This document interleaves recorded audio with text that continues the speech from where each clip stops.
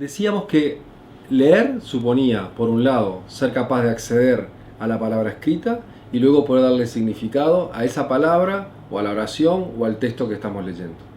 Ahora, entonces cuando nos preguntamos qué implica en verdad leer para poder llegar a comprender eso que estamos leyendo, vamos a darnos cuenta que en realidad lo que tenemos que hacer es transformar un conjunto de signos gráficos en sonidos que ensamblamos para pronunciar las palabras. En otras palabras, si yo a ustedes les presentara un conjunto de signos gráficos, supongase 4 signos gráficos que no tuvieran ningún sentido para ustedes y les dijera, lean qué dice ahí, seguramente no me lo podrían leer.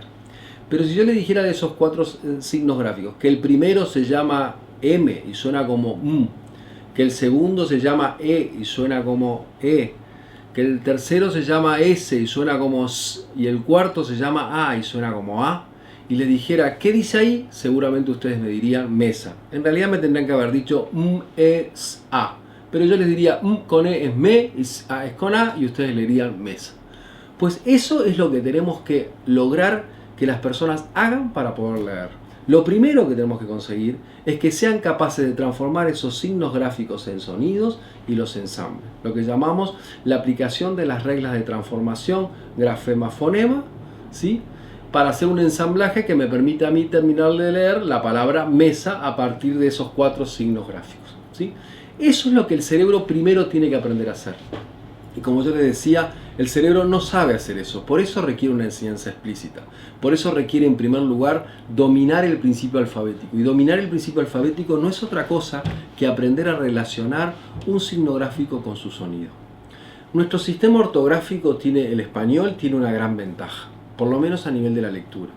Y es que esa relación entre el signo gráfico y el sonido es una relación casi directa.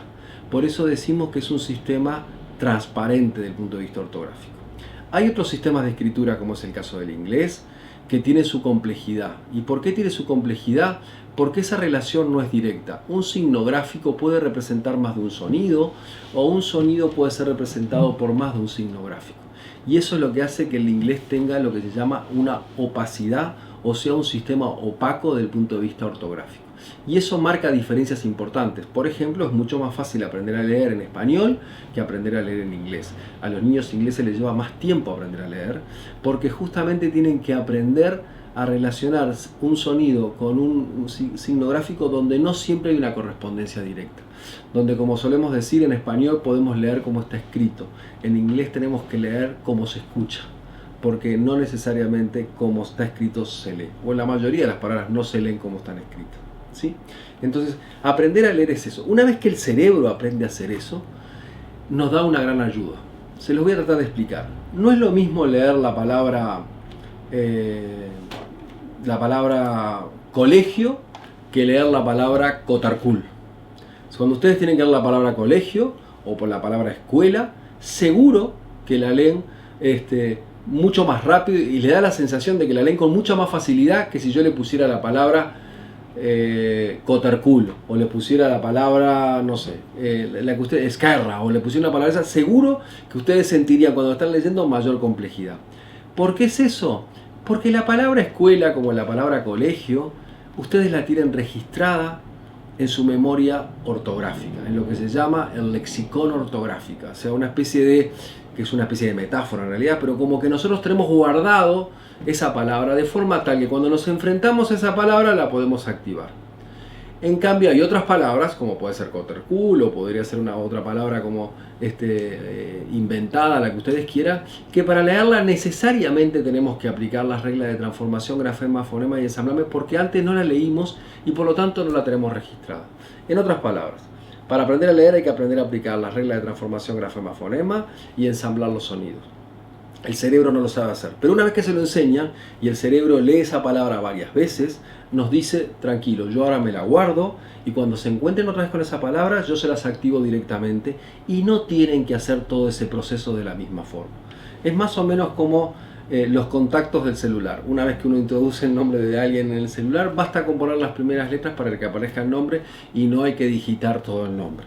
Pero la primera vez tuvieron que digitar todo el nombre. Eso hace el cerebro una vez que aprendió a aplicar las reglas de transformación grafema-fonema, o en otras palabras, que generó los circuitos necesarios para hacer esos procesos y hacer el ensamblaje respectivo. ¿Sí?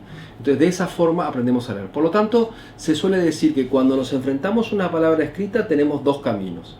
Si esa palabra escrita es una palabra conocida, directamente se activa la representación ortográfica y fonológica de esa palabra y la pronunciamos. Y eso se conoce como vía directa para el reconocimiento de la palabra.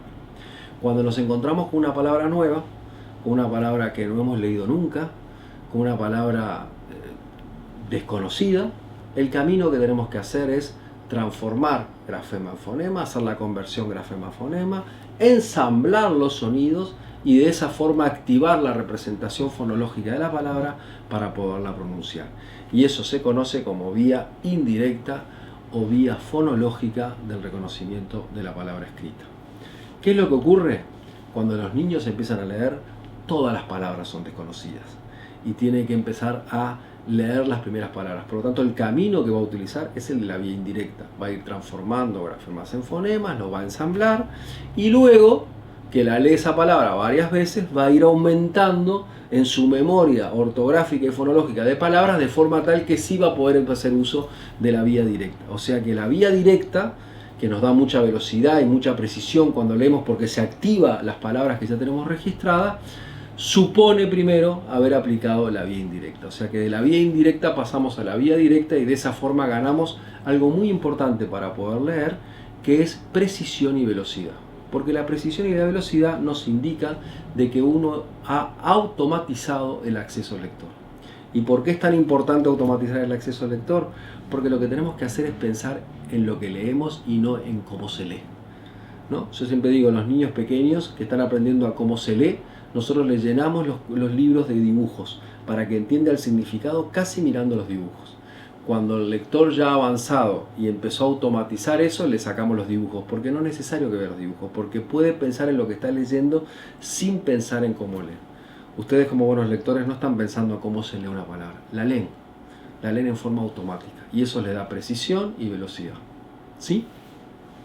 A tal punto que si ustedes comparan un chico disléxico con un chico que no tiene dificultad en lectura y lo miran, por ejemplo, una forma que nosotros tenemos para observar qué tan veloz es cuando lee, es cuántas veces fija la vista cuando está leyendo, por ejemplo, una frase. ¿Sí? Lo que se utiliza un sistema que se llama Eye Tracker, que es donde lo que hacemos nosotros es simplemente mirar, digamos, las fijaciones. La vista no funciona de forma lineal, sino que da saltos, ¿verdad? Y entonces, cuando nosotros miramos esos saltos acádicos que se llama, miramos y decimos, a ver, ¿cuántos saltos tuvo que dar para leer esa frase?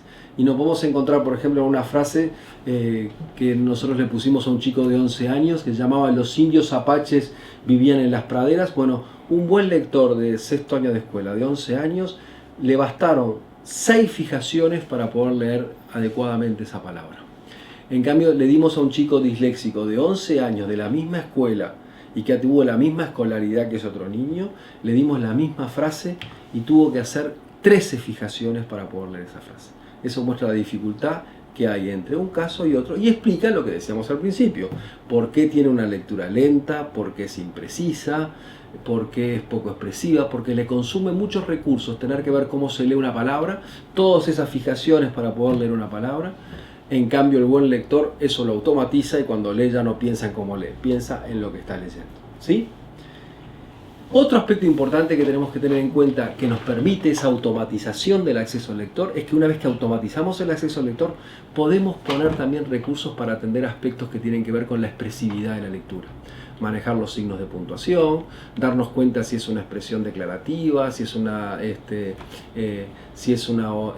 expresión más de carácter imperativo, nos permite darnos cuenta del tipo de texto que es, si es una narración, si es una descripción, si es un instructivo, etc. Y eso nos permite también tener mucho mejor calidad lectora. Eso es lo que se conoce como la expresividad, que está asociada a lo que llamamos nosotros prosodia. Es decir, lo que tiene que ver con el manejo de los rasgos de ritmo y tono de la lectura. que tiene que ver con las pausas, que tienen que ver con el acento, que tienen que ver con el tono, que tienen que ver con el timbre de voz, con la melodía, etc. Y eso es muy importante para que, para comprender lo que estamos leyendo. No es lo mismo decir si quiero que decir sí quiero. ¿Sí? O sea que cambia absolutamente el significado entre decir si quiero que decir sí quiero. ¿Sí? Y eso es simplemente ser capaz de respetar, ¿verdad?, una pausa, respetar un signo de puntuación y demás. Los chicos que tienen dificultades para automatizar el acceso tienen mucha dificultad para poder hacer esta lectura más expresiva, esta lectura más prosódica, que en definitiva termina afectándoles también la comprensión lectora. Así que el buen lector es aquel que de algún modo ha logrado, por un lado, tener un buen acceso a la palabra escrita, primero utilizando una vía indirecta y luego una vía directa, y eso le permite, esa automatización del acceso al lector, le permite en definitiva después tener una lectura de carácter expresivo, lo que va a favorecer enormemente su capacidad de comprensión lectora. ¿Sí?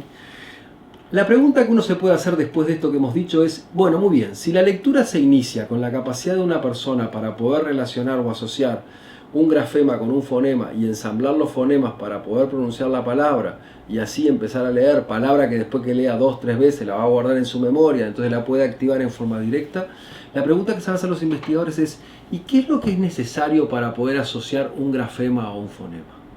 Y básicamente lo que es necesario para eso es, por un lado, discriminar los grafemas, o sea, saber diferenciar los tipos de letras que hay, y por otro lado, diferenciar los sonidos que hay que asociar a esas letras. La capacidad de discriminar los sonidos y diferenciar los sonidos es lo que conocemos como conciencia fonológica. La conciencia fonológica no es otra cosa que la sensibilidad que tenemos para diferenciar los distintos sonidos del habla. En el caso de nuestro sistema lingüístico, las unidades del habla básicamente son la palabra, la sílaba y los fonemas. ¿Sí? Y por lo tanto, tener conciencia fonológica significa tener conciencia de la diferencia de sonidos entre palabras, entre sílabas y entre fonemas. Cuando es entre palabras decimos que es conciencia léxica. Cuando es entre sílabas decimos que es conciencia silábica. Y cuando es entre fonemas decimos que es conciencia fonémica. Para la lectura, ¿qué es lo que necesitamos? La conciencia fonémica. Es decir, la capacidad que yo tenga de asociar signos gráficos a sonidos que son los fonemas. Esa es la base de la aplicación de las reglas de transformación grafema-fonema. Por eso, el manejo de la conciencia fonológica es un buen predictor de la capacidad lectora, pero sobre todo es un gran promotor de la capacidad lectora. ¿Por qué? Porque quien maneja bien y tiene capacidad de discriminar los sonidos va a estar en mejores condiciones para aplicar las reglas de transformación grafema-fonema. Y a su vez, cuando uno va aplicando las reglas de transformación grafema-fonema, también va aprendiendo a diferenciar los fonemas. Por eso, en algunos países, como es en Estados Unidos, las pruebas de deletreo tienen tanto prestigio y tanta fama. Porque en definitiva una prueba de deletreo lo que me está mostrando es que el individuo es capaz de discriminar los sonidos de una palabra. Cuando deletreamos, ¿qué hacemos? Decimos los sonidos que forman parte de una palabra. ¿Sí? Entonces, el valor de la conciencia fonológica está ahí. Entonces, preparar a alguien para el lenguaje escrito, entre otras cosas, lo que tenemos que hacer es prepararlo en la discriminación de los sonidos, que va a tener que asociar después a los grafemas. Por eso la importancia de incidir sobre la conciencia fonológica en edades tempranas o en las edades iniciales, digamos, para el aprendizaje de la lectura, en 4 años, 5 años. ¿Por qué? Porque los prepara mejor justamente para iniciarse en el lenguaje escrito. ¿Y por qué los prepara mejor? Porque para el lenguaje escrito va a necesitar tener una buena discriminación de los sonidos que va a tener que asociar a los grafemas. ¿Sí? Ahí está el papel de la conciencia fonológica. Y esto también va a ser importante en el caso de los disléxicos, porque vamos a ver que los disléxicos tienen problemas ahí. Y al tener problemas ahí, de algún modo después van a tener dificultades para aplicar las reglas de transformación grafema-fonema. Desde el punto de vista del desarrollo de la conciencia fonológica, se suele decir que los niños aprenden primero a diferenciar las palabras, por eso empiezan lo que se llama la conciencia léxica, luego son capaces de manejar mejor las sílabas y por eso pasan a la conciencia silábica y finalmente llegan a la conciencia fonémica. O sea que si uno dijera desde el punto de vista del proceso de adquisición, digamos, o de capacidad de manejar, digamos, la fonología, podríamos decir que vamos pasando de la conciencia léxica, o sea, de la discriminación de las palabras, a la conciencia silábica y a la conciencia fonémica.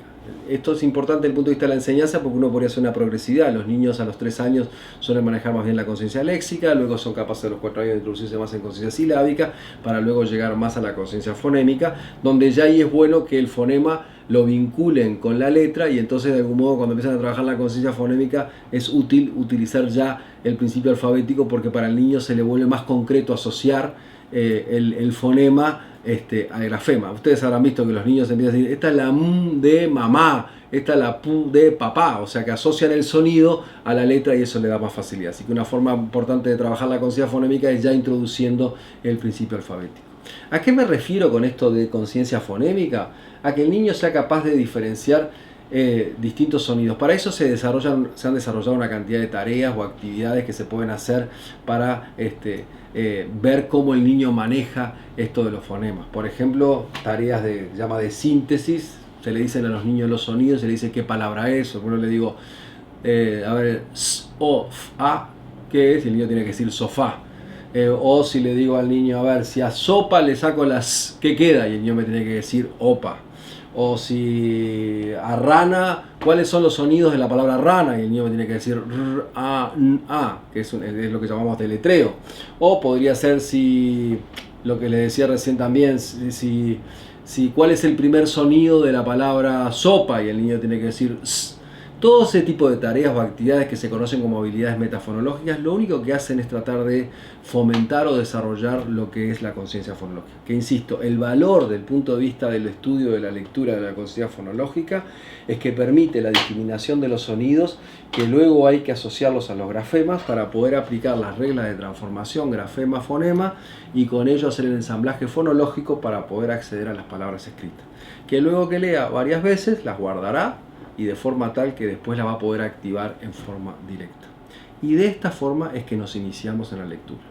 Y vamos a ver que aquí es donde está el problema que tienen los disléxicos.